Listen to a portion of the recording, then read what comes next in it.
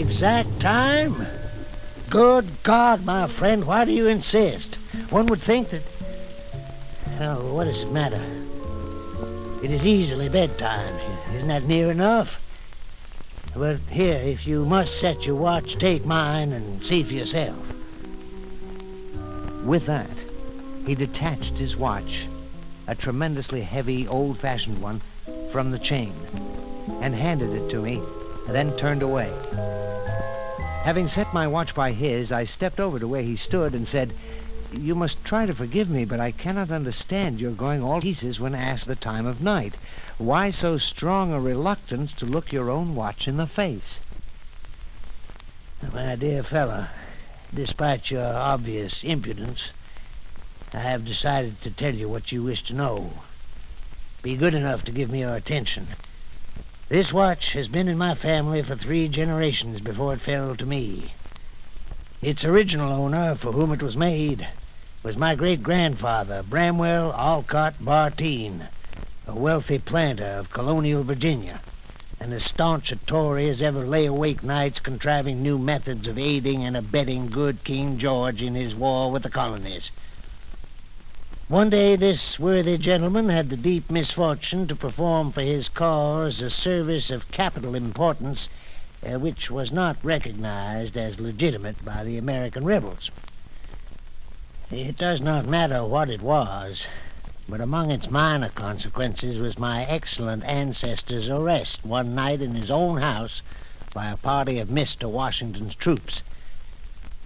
He was permitted to say farewell to his weeping family, and then was marched away into the darkness which swallowed him up forever.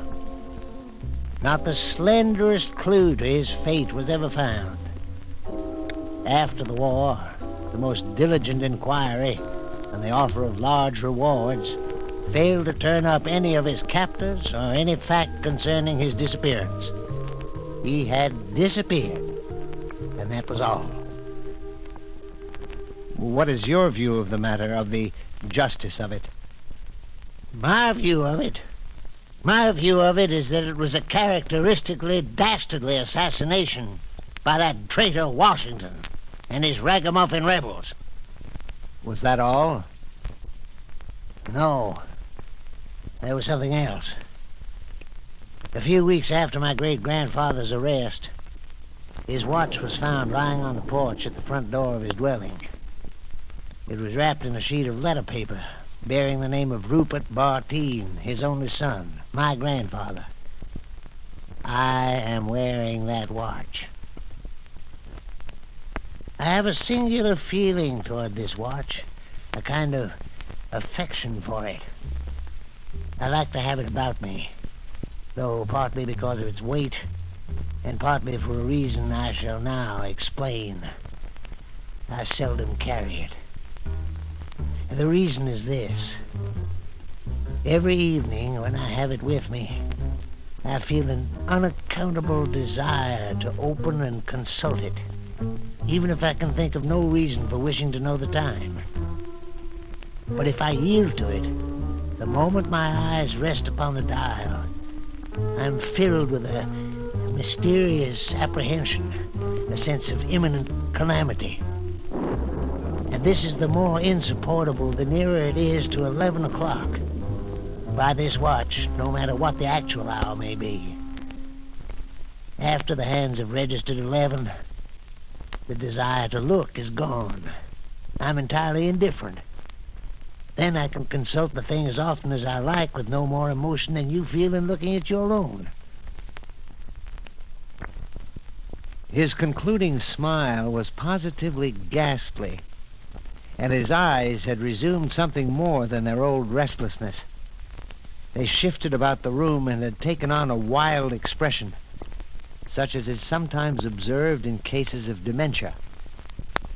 Perhaps this was my own imagination, but at any rate, I was now persuaded that my friend was afflicted with a most singular and interesting monomania.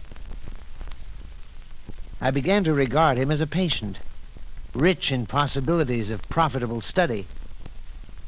I should cure him if I could, but first I should make a little experiment in psychology.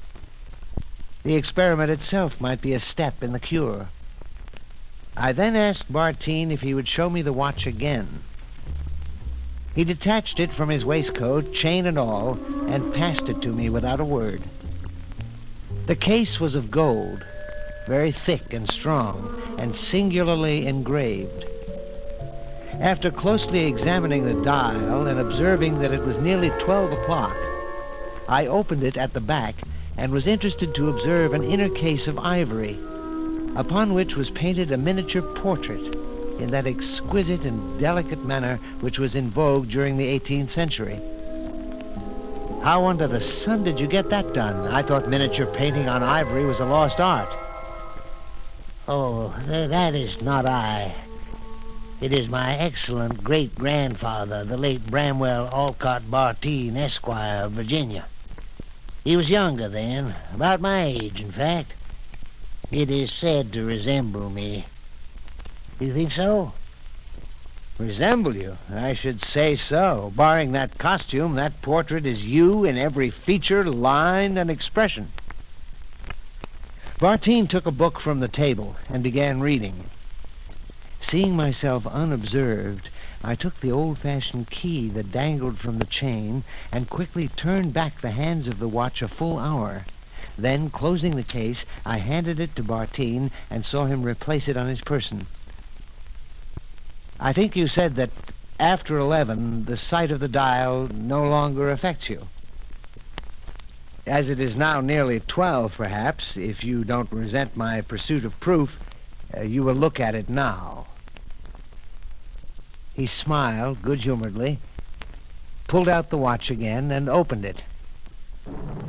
It is 2 minutes to 11! I beg your pardon, I must have misread your watch in setting my own by it. He shut the case with a sharp snap and put the watch in his pocket. His lower lip quivered, and he seemed unable to close his mouth. His hands also were shaking. He began to sway from side to side as from vertigo, and before I could spring from my chair to support him, his knees gave way and he pitched forward and fell upon his face. I sprang to assist him to rise, but it was too late. John Bartine was dead. I do not know if in the spiritual world a feeling may survive the mind and body that held it, and be felt again by another person ages removed. I only know that the post-mortem examination disclosed nothing. Every organ was normal and sound. But when the body had been prepared for burial, a faint, dark circle was seen to have developed around the neck of John Bartine. Surely, if I were to guess the fate of Bramwell Alcott Bartine, I should guess that he was hanged at 11 o'clock in the evening.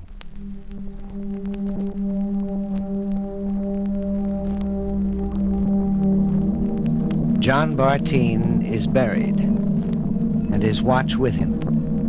May God rest his soul in paradise, and the soul of his Virginia ancestor, if indeed they are two souls.